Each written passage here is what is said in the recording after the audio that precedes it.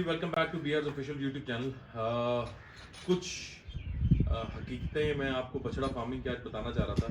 बहुत से भाइयों ने वीडियोस लगाई होती हैं कि बछड़ा फार्मिंग 5 बछड़े लिए और हमने 100 बछड़ा कर लिया, 5 बछड़े लिए हमने 50 लाख कमा लिया, 10 लाख कमा लिया। थोड़ी सी मुझे था, बिकॉज मैंने अपना पहला फ्लीट अभी निकाला है, अभी हमारा दूसरा तैयार हो रहा है।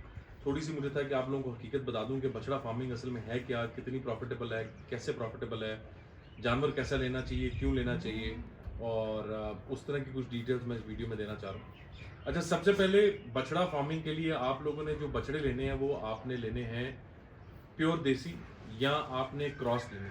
प्रेफरेबल है अगर आप क्रॉस लें। वलायती बछड़ा जो है वो आपका नहीं बिकेगा, उसका रेट आपको कम मिलेगा। सो सबसे पहले की जो मेन चीज़ है वो देखने वाली है कि बछड़ा जो है आपका कम से कम 100-150 किलो के करीब हो, खीरा बछड़ा हो। अगर आप 100 किलो, 80 किलो, 70 किलो वाला जानवर लाइव वेट की बात करें वो ले रहे हैं तो उसको आप 3 महीने में तैयार नहीं कर सकते। अगर करेंगे भी तो आपका खर्चा बहुत ज़्यादा हो जाएगा।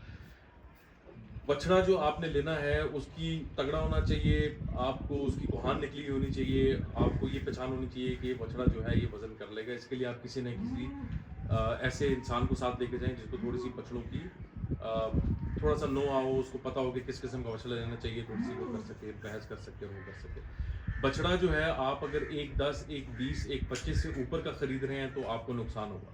अगर आप 1.5 लाख, 1,60, 1,70 का बछड़ा लेके आ रहे हैं, 1,80 का बछड़ा लेके आ रहे हैं तो आपको इसमें कोई मार्जिन मिलेंगे नहीं। तो इसलिए आपको मखसूस मंडियों में जाके इस किस्म का बछड़ा ढूंढना पड़ेगा जो आपको इस कीमत के करीब मिले।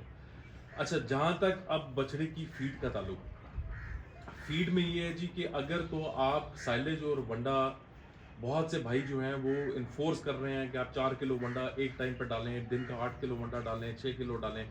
अगर आप बाज़ार से वंडा लेके डाल रहे हैं और बाज़ार से साइलेज लेके डाल रहे हैं तो आपको इसमें फ़ायदा नहीं हो। 600 रुपया के 700 रुपया आपका मन आता है साइलेज, और इसी तरह 2,500 से लेके 4,000 तक आपकी वनडे की बोली आती है मन। अगर आप उसको इसी तरह इसी उस पर ख़रीदते रहे और अगर आप उसको लेके चलते रहे तो आपकी जो प्रॉफिटेबिलिटी है वो बिल्कुल ख़त्म हो जाएगी। हम लोगों ने साइलेज अपना अपना खुद तैयार किया था। हमारा भूसा भी प्रेफरेबल है कि आपका अपना हो, अगर उसको भी मूल लेंगे तो आपको वो उसका इतना अच्छा फ़ायदा नहीं होगा। बेहतर है कि ये सारी कॉस्ट आपकी बचती जाए। साइलिज खुद तैयार करें, वनडे को खुद तैयार करें और आप अपना चारा भी लगाएं। बहुत से लोग कहते हैं इसको ग्रीन्स नहीं खिलाए, हम इसमें जम्बो खिलाते रहे हैं जो हमें 5 से 6 कटाइयाँ भी दे गया था, वो एज अ फिलर हम इसको भूसे के साथ देते रहे जिससे हमें बड़े अच्छे इसके फ़ायदे हुए। अच्छा, जहाँ तक फीड का ताल्लुक है ये आपने खुद गेज करना है। शुरू में आप केजी से स्टार्ट करें, 1 केजी सुबह दें पर जानवर, 1 केजी शाम दें, और जैसे जैसे आपको लगता है जो जानवर वेट बढ़ा रहा है उसकी, आप इसका कुछ सेट रूल नहीं है कि आपने दूसरे महीने उस जानवर को 2 केजी देना ही देना है। हमारे कुछ जानवर थे जो एकदम 300 क्रॉस कर गए तो उनको इतनी ज़्यादा वंडा या साली देने की तुक बनती नहीं। जो 200 से अंडर थे, 250 से अंडर थे, या 200 250 से अंडर थे, उनको हम उसकी फीड को हम अकॉर्डिंगली चेंज करते होते हैं। अपने पास एक वेट मशीन रखें और उसका डेली के डेली, मतलब वीकली की वीकली उसका वेट करें, उसके लिहाज से उसकी फीड को जो है आप उसको मैनेज करते रहें। दूसरा बड़ा जो प्रॉब्लम, फैक्ट्रीज मिनिमम 250 से 300 की, बहुत सी फैक्ट्रीज हैं जो 300 लाइव वेट से कम का बछड़ा नहीं लेती, बहुत सी फैक्ट्रीज हैं जो 250 से कम का नहीं लेती। इसके बारे में कोई इन्फॉर्मेशन नहीं देता और लोग बस यही कहते हैं कि इसको तैयार करी जाए, 3 महीने में बिक जाएगा। दूसरी बड़ी इंपॉर्टेंट चीज़, फैक्ट्रीज में बेचना भी इतना आसान नहीं है। अगर आपके कॉन्टैक्ट्स हैं तो ठीक है, अदरवाइज फैक्ट्रीज के थ्रू बछड़े बेचना, उनको ऑर्डर मिलते हैं एक्सपोर्ट के, जब तक वो ऑर्डर नहीं मिलता आपके बछड़े खड़े रहेंगे।